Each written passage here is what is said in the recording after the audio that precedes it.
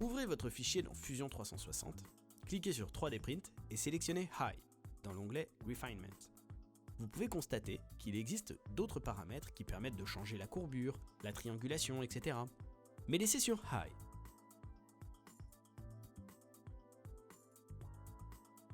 Et sauvegardez le fichier en format STL. En premier lieu, nous devons ouvrir le fichier dans Netfab Studio Basic. Il permet d'importer des fichiers STL. Cliquez sur Part, puis Add.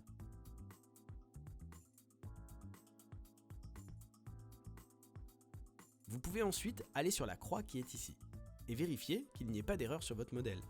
Assurez-vous qu'il n'y ait pas de malformation, ni de coquilles ou de trous.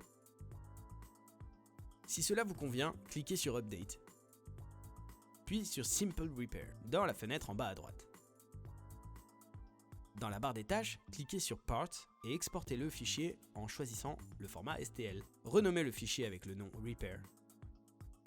Suite à cette manipulation, il est possible que vous obteniez un message d'erreur. Il suffit juste d'appuyer sur Optimize et Export.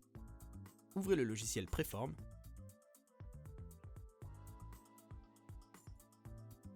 et choisissez Clear dans le menu déroulant Materials et version 2 dans le menu déroulant Version. Concernant l'échelle, j'hésite entre 0,1 ou 0,05. Allez, essayons 0,1 mm. Le dernier modèle modifié dans Preform s'ouvre. Effacez-le et ouvrez le fichier STL Train.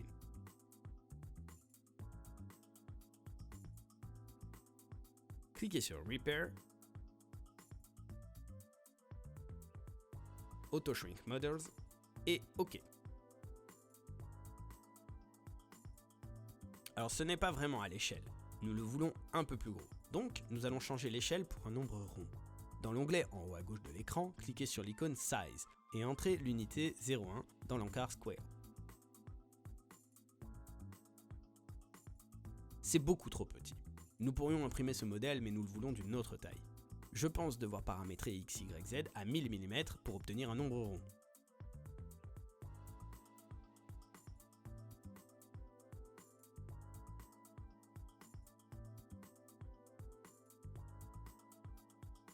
Il faut toujours sélectionner le modèle pour pouvoir le mettre à l'échelle.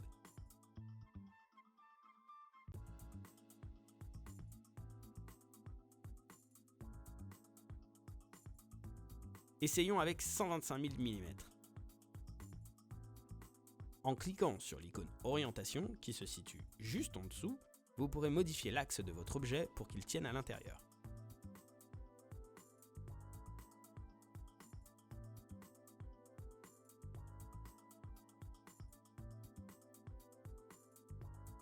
Diminuez le point size pour avoir le moins de contact possible avec le modèle. Pour cela, désactivez l'Internal Support pour être sûr qu'il n'y ait pas de morceaux à travers les vitres. En fait non, souvenez-vous, nous avons l'intérieur du train. Donc nous voulons avoir le support interne.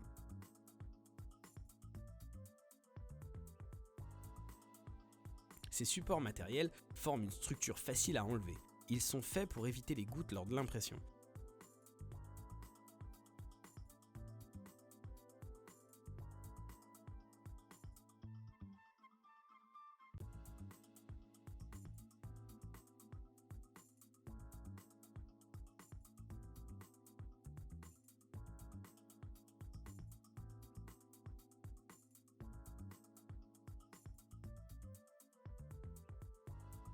Nos paramètres ont généré trop de supports. Nous devons en enlever.